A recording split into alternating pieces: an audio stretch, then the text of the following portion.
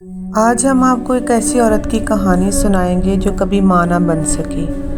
ماں بننے کے باوجود بھی وہ ماں نہ بن سکی۔ اس کے بچے نے اس کی کوکھ میں ہی دم توڑ دیا۔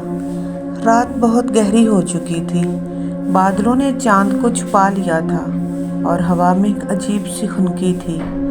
درختوں کے سائے سڑک پر لمبے ہوتے جا رہے تھے، جیسے کوئی خاموشی تماشا کھڑی دیکھ رہی ہو۔ ایک پرانی کار سڑک کے کنارے بند پڑی تھی۔ اس کے اندر ایک عورت لیٹی ہوئی تھی، سانسیں تیز، چہرہ زرد اور آنکھوں میں خوف اور درد کا طوفان۔ عورت کا نام ثنا تھا۔ وہ ماں بننے والی تھی، مگر اس رات قسمت نے جیسے اس کے لیے کوئی اور ہی فیصلہ کر رکھا تھا۔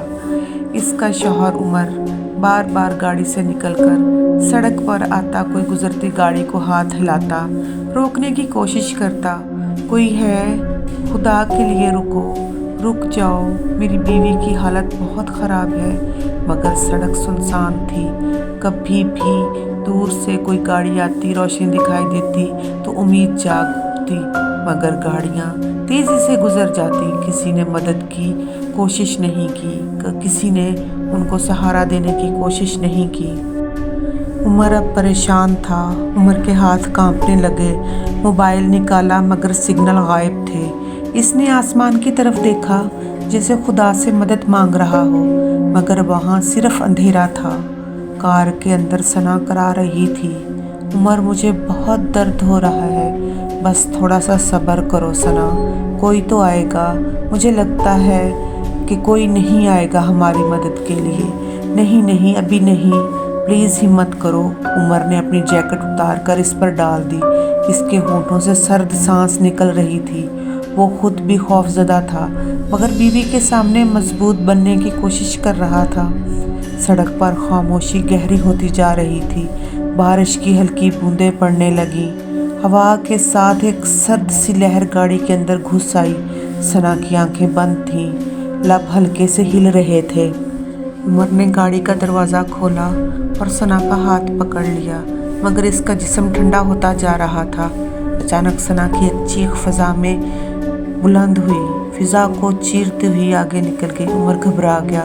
خدا کے لیے میری مدد کرو، وہ چیخا، مگر سڑک خالی تھی۔ کسی نے نہ سنا، دیکھا نہیں۔ کچھ دیر بعد صرف خاموشی رہ گئی۔ عمر نے بیوی کو دیکھا، اس کی آنکھیں بند تھیں، چہرے پر عجیب سا سکون تھا۔ گود میں ایک ننھا سا وجود تھا جس نے کبھی سانس ہی نہیں لینا سیکھی۔ عمر کے منہ سے آواز نہیں نکلی۔ وہ چند لمحے پتھر بن کر بیٹھا رہا، پھر اچانک زمین پر گر گیا۔ کیوں کسی نے کیوں نہیں روکا گاڑی کو؟ وہ چیخا، مگر جواب دینے والا کوئی نہ تھا۔ صبح جب سورج نکلا تو ایک ٹرک ڈرائیور نے وہ کار دیکھی۔ اس نے قریب جا کر دیکھا تو دروازہ آدھا کھلا تھا۔ اندر ایک مرد بے ہوش بیٹھا تھا۔ اس کی گود میں 2 لاشیں، ایک عورت اور ایک بچہ۔ پولیس آئی، ایمبولینس آئی، مگر تب تک سب ختم ہو چکا تھا۔ وقت گزرتا گیا، مگر لوگوں نے کہنا شروع کیا کہ وہ سڑک اب بھی عام نہیں رہی۔ رات کے وقت اگر کوئی وہاں سے گزرتا ہے تو دھند میں ایک شخص دکھائی دیتا ہے جو ہاتھ ہلا کر مدد مانگ رہا ہے، رک جاؤ، پلیز رک جاؤ۔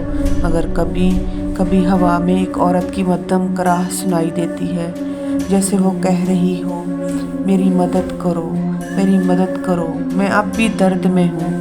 کچھ ڈرائیوروں نے دعویٰ کیا کہ انہوں نے سڑک کے کنارے ایک عورت کو دیکھا، سفید لباس میں، جس کی باہوں میں بچہ تھا۔ وہ انہیں دیکھ کر مسکراتی اور پھر اچانک غائب ہو جاتی۔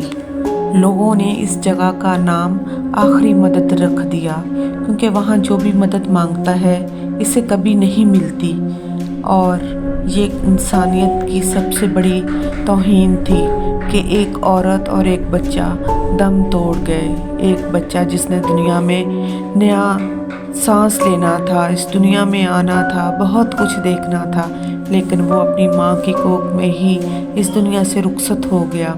اور ایک باپ، بے بس باپ جو کچھ نہ کر سکا۔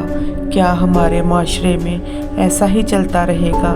سب کہتے تھے کہ ڈاکو آ جاتے ہیں یا گاڑیاں لوٹ لی جاتی ہیں، اس وجہ سے بھی لوگوں نے گاڑیاں نہیں روکی، ہماری انسانیت کدھر چلی گئی۔ خدا را اگر کسی کو مدد کے لیے دیکھیں، مدد ضرور کریں، کیونکہ یہ مکافات عمل ہے جو آج ہم کسی کے ساتھ کریں گے کل کو ہماری طرف لوٹ کر آئے گا۔